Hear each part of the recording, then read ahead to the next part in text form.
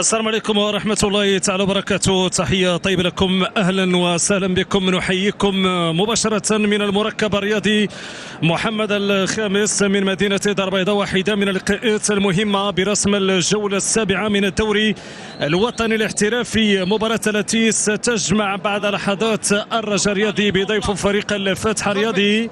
مباراة ينتظر من أشياء كثيرة، بالنظر أولا للغة المعطيات التي تفرض اليوم متابعة مباراة بإثارة بندية وببحث سيكون متواصل طيلة فترات هذه المواجهة من أجل تحقيق نتيجة إيجابية، سواء بالنسبة لفريق الرجاء الرياضي الذي يستقبل ضيف فريق الفتح الرياضي، الفريق العاصمي الذي لطالما قدم مباريات كبيرة يريد أن يؤكد حضوره في هذه المباراة. المركز الثاني برصيد 14 نقطة، والمركز الثالث الاتحاد الرياضي التركي برصيد 12 برصيد 6 نقاط بدون انتصار إلى حدود اللحظة. بداية من جانب الفريق العاصمي البحث عن التسديد، لكن هنا تغطية نقاط من أصل 6 مباريات بمعدل نقطة في كل مقابلة.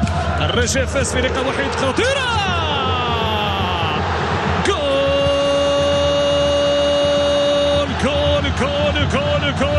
كول يبدأ الرجاء في حدود الدقيقة الثانية. هدف مباغت بعد سوء تقدير على مستوى التغطية الدفاعية والهفوة المكلفة من جانب عناصر فريق الفتح الرياضي تمنح الهدف الأول لفريق الرجاء الرياضي، فيما هنا ردة الفعل بهدف دون مقابل من الرجاء. تلعب مقوس الابعاد من جانب مرباح قاعد من المساندة العرضية عبر القائم الأول. فرصة خطيرة من جانب أيوب ناح أراد أن يستحضر واحدة من كرته البالوانية رائعة حينما كان بحث عن ضربة مقاسوية الشرفي. انطلاق هناك من الجهة من عمرو أمين عسري. انطلق أمين عسري، ماذا يقول حكم المباراة؟ سيمنح المخالفة لفائدة فريق الفتح الرياضي. من جانب قرناص العرضية، كرة عاصمية مرت محاذية جانبية عن مرمى مرباح قايا. إذا الاستلام بالصدر ثم ينطلق أمين عسري الفرصة والخطورة، لكن يتم قطع الكرة من جانب شمال الحارس.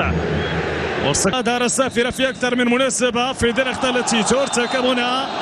مغامرة تأتي من جانب أيوب قاسمي، قد يتلقى البطاقة الصفراء الأولى بالنسبة لفريق الفتح الرياضي. بالفعل إذا بطاقة تلعب عبر القائم الثاني، ارتقاء من جانب مهدي بن عبيد، تحقيق مركز مشرف للفريق العاصمي والبحث لما من اجل المنافسه على لقب هذا الموسم. هنا كان مطالبه بلمسه يد بدعوى وجود ركله الجزاء، حكم يقول له ليس هناك ركله جزاء. وصل لاعب فريق الرجاء الرياضي انه استعمل يده في كف لاعب فريق الفتح الرياضي. تغطيه دفاع بالعمري، استلام من بالعمري العرضيه، فرصه خطيره والتمريرات الخاطئه. النهايه الاماميه فتشه من جديده، خروج مهدي بن عبيد. امين انطلق، امين موهبه امين، حضر امين، عرضيه امين وقدرت امين، ظهرت بشكل جميل من جانب امين عسري.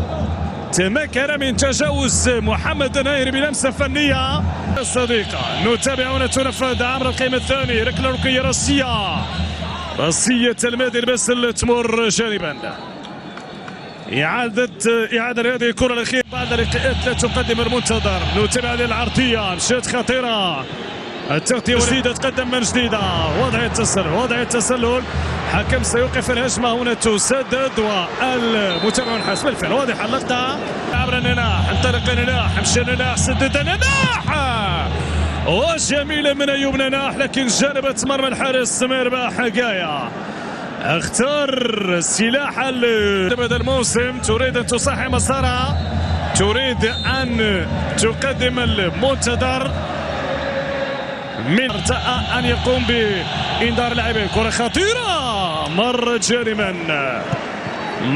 جانبا عسري، انطلق عسري، فنية عسري وعرضية عسري، لكن زكريا حدريف والذين تروج من الرجاء في الجولة الثانية العرضية.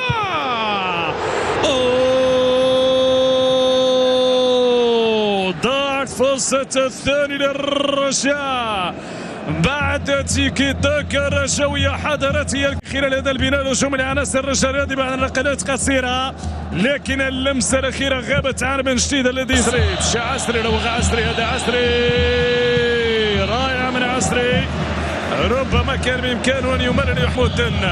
طويلة أمامية، الخطورة في اتجاه حمزة النوري، خطيرة خطيرة خطيرة، تعادل.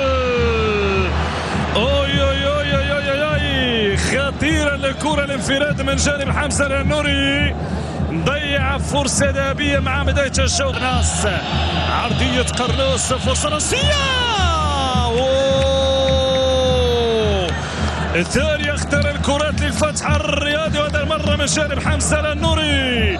لاحظوا في اتجاه النناح يا النناح، مشات من النناح تغادر ركلة مرمى لفريق الرجاء الرياضي، او ركلة ركنية يقول الحكم لفريق الفيل. قرناس وسدد من قرناس العرضية بالقائم الثاني، والابعاد من طرف بنتيك.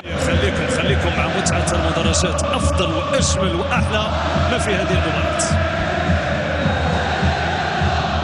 هذه المباراة فرصة خطيرة من جانب الرجاء الرياضي، من جانب حمزة خابة، والابعاد مشات في اتجاه سريدة، تسديدة تمر جانبا على مرمى الحارس مهدي بن عبيد.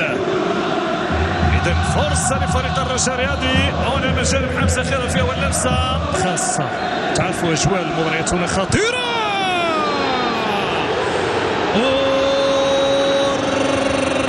ركلة جزاء يقول حكم المباراة الرحيمي. أول مكاس إذا ازدياد ركلة الجزاء من زريدة. سيتأكد هل